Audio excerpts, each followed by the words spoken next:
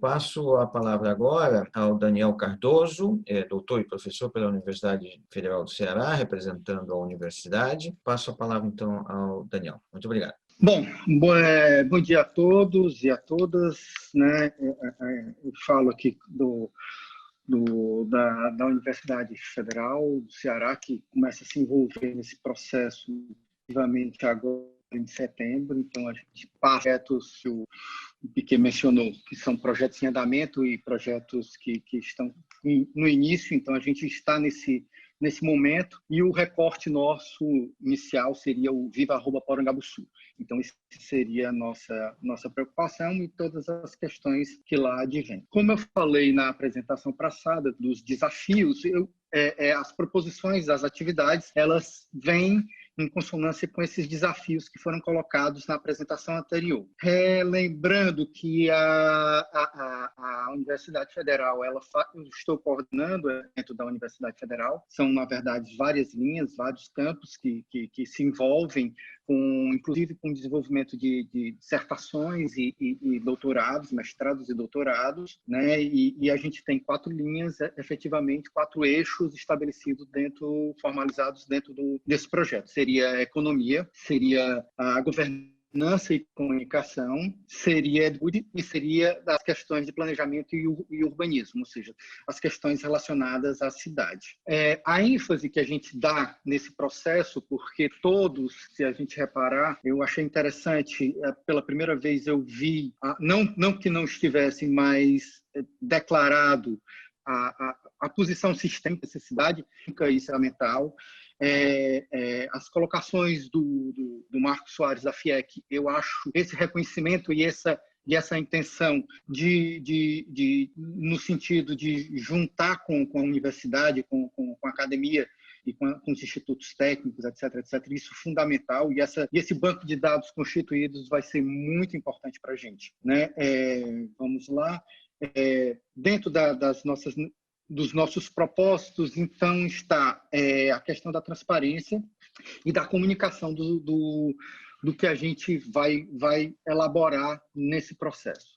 A primeira atividade que foi proposta é a sistematização de uma base de dados integrada, né, que seria voltada para o Distrito de Inovação e Saúde do Porangabuçu, com verificação e atualização das fontes, garantindo a sua validade e a consistência, né? Então, é fundamental. Quem seriam as instituições envolvidas? Seriam praticamente todas, mas a gente pode efetivamente assumir essa sistematização com a colaboração tanto das instituições, órgãos governamentais e associações, para tentar construir uma base consistente. Veja que essa base ela não se fecha, né, num primeiro momento. A gente não pretende, não tem essa intenção de uma plenitude, mas que ela seja completa e consistente o suficiente que sirva para a gente ancorar todo o nosso trabalho. Relembrando, antes de seguir, que um dos propósitos, um dos desafios que a gente colocou no encontro passado foi a necessidade de se pensar dispositivos, ou seja, seriam sistemas físicos e lógicos, né, de pensamento integrados, ou que gerariam uma dinâmica de retroalimentação contínua e de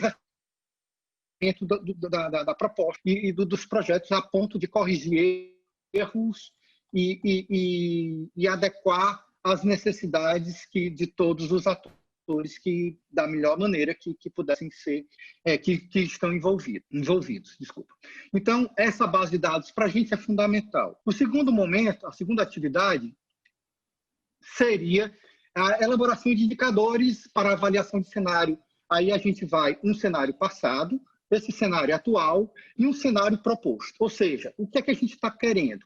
Vejam que esses indicadores seriam de várias naturezas, já porque a gente vai ter várias linhas, seriam indicadores sociais, seriam compostos, perceber o que já existe e compor os nossos que seriam necessários, seriam indicadores sociais, econômicos, educacionais, urbanos, ambientais, etc., etc.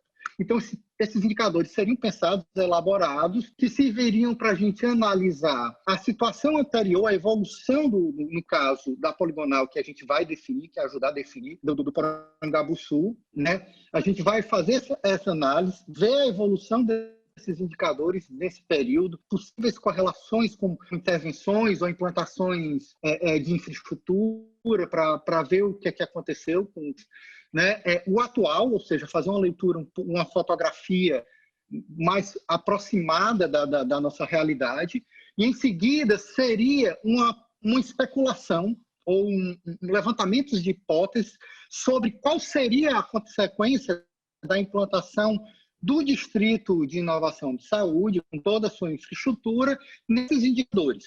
Então, aí a gente teria que trabalhar com ferramentas um pouquinho mais complexas, no caso de aprendizados de máquina, trabalhar essas simulações com uma certa, né, os objetivos ao nosso ver, seria da inclusão de todos os agentes, de uma forma equânime, e a mitigação da gentrificação, né? Então, isso seria, na verdade, a ênfase de todo esse processo. Quem seriam os envolvidos? Novamente, seria a Universidade Federal, as associações, instituições, órgãos de governo que estariam envolvidos com o desenvolvimento do projeto. A atividade 3 seria aquele momento em que eu falei da transparência e comunicação. Seria através de plataformas, através de workshops, a gente traduzir todos esses dados, ou os mais importantes, esses indicadores, em formas de mapas e diagramas, ou seja, com apreensão ou com entendimento fácil de todas as formações,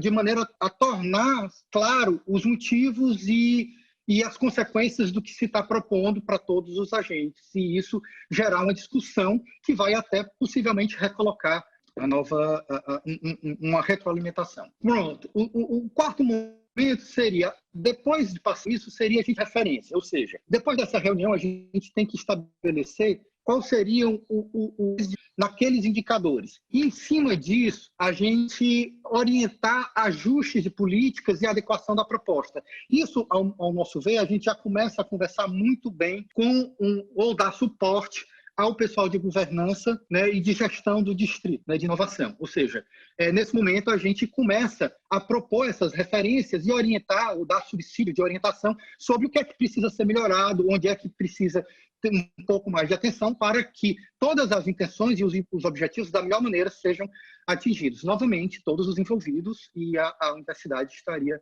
dando suporte nessa elaboração. Na atividade 5, uma vez que a gente estabelece essas linhas de referência, a gente pode, então, repensar essas adequações das propostas e projetos suscitadas nas etapas anteriores, né, na 3 e na 4. Nesse momento, a gente ficou imaginando que talvez fosse um momento de uma consolidação, né, de uma gestão popular, de uma gestão mais participativa na formação de um conselho. Essa seria a atividade 5. A atividade 6 e última seria a volta ao primeiro momento, que seria do refinamento da base de dados. A gente pressupõe que, ao passar por todo esse percurso, a gente consegue ajuntar ou encontrar novas informações, novos dados, e a gente possa novamente afinar a base de dados e voltar num processo contínuo a passar novamente todos, revisando os indicadores, refazendo os indicadores, recolocando, inclusive,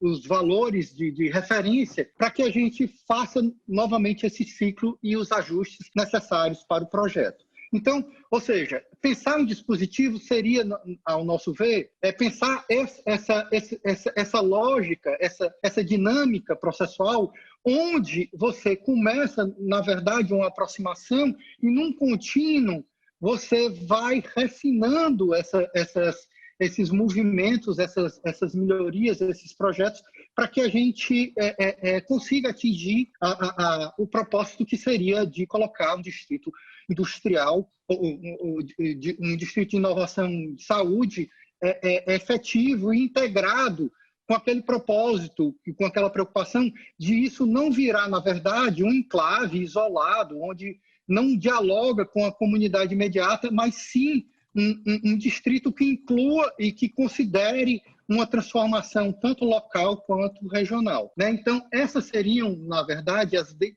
delineação geral, a gente, assim, muito simplificadamente, seria esse desenho do que se pretende fazer como pretende fazer como dispositivo, tá certo? Claro que seriam elaborados plataformas e computacionais, etc., para que dê suporte para a gente nessa transparência e nessa comunicação. De certa forma, seria isso que a gente tem em princípio. Espero ter contribuído e participar efetivamente desse movimento que eu acho importantíssimo para o Ceará.